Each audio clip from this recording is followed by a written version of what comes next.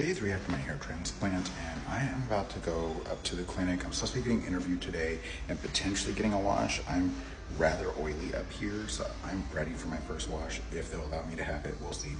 Light bit of swelling here, nothing major. Most of the swelling is behind the ears, which I can kind of tell by the way my ears are falling and just the general feel. But I feel like if you don't know me, you can't really tell that it's swollen like that, so totally fine. Commonly asked questions. I've had several people ask me about pain and pain management. I'm in literally no pain, none at all, which has been fantastic. During the procedure, worst part was numbing, and the numbing for me in the back, very much tolerable. In the front was a bit more intense, but even still, it was like 2 minutes worth of time. It wasn't bad. Can we just take a pause for this hotel? Hold on.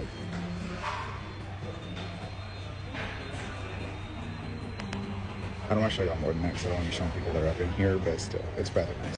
They did give me pain relievers in case I needed it, but like I said, I haven't needed them. I've been able to lay on it with no problem, so no pain due to that or anything.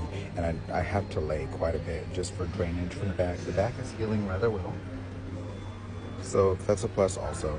And yeah, I'm so ready for a shampoo though. It's the darkness that you're seeing is the scabbing from just all the things. I'm ready for a shampoo. My scalp is 50 shades of oily, so fingers crossed they'll allow me to do that too. Several people have asked me how I went about finding this clinic, and honestly, I have been on their radar for a good minute. I've always kind of been interested in this type of stuff, whether I was going to go through with it or not. So anything hair related, I've always kind of been big on as a hairstylist. That being said, I've already looked into several of the clinics in the area, as well as a lot of them stateside, and I started noticing just certain trends with certain ones. I did not like the ones that involved like the band around the head. It seemed like all of those had horrible swelling. Hair of Istanbul, I kept seeing fantastic reviews. Every time I saw a hair transplant that I was genuinely impressed with, it always came from Hair of Istanbul, which is what made me decide to go with them. On top of that, they had so much information just on their website and their different resources that they had, to where before I even had to contact them, I already had so many of my questions answered, which I appreciate that, because I'm one where I like to read up on it. I don't want to waste your time, just like I don't want you wasting mine. I must also say everybody at the clinic has been so accommodating, from my drivers to the people to meet me at the airport, my translators, the surgeons, the techs, literally everybody that I've dealt with has been so kind, so accommodating, and that has been fantastic, especially because, baby, during the procedure, I got up to use the restroom probably 5-6 times, and they handled me well every time. I think it goes without saying, but the food has been spectacular. Anytime I go somewhere, I'm always going to eat the local dishes, baby. It's been amazing. Now, for most people that would be flying back on day 3 of their procedure, I personally extended my trip just because I was like, okay, if there are any complications, plus I wanted to be able to sightsee. So I will be staying for another few days after this, just so that way I can kind of tour the city and things like that. Things to keep in mind with that is I cannot be out in direct sunlight without an umbrella for about a month, and I can't wear hats for a month either. So things for me to kind of keep in mind with that while I'm out and about.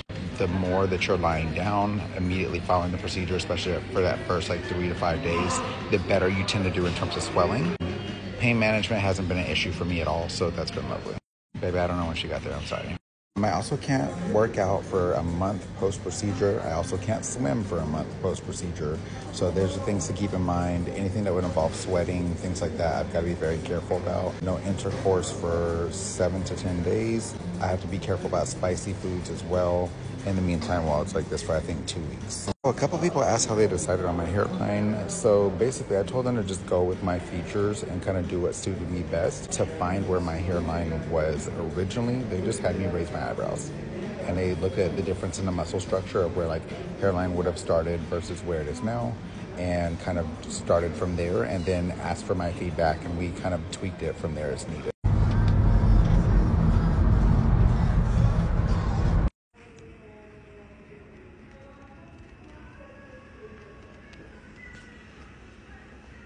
So no washing today, just a bit of a cleanup around the edges and an ice pack for the swelling. I will go ahead and do the interview, and then I'll get my first wash tomorrow.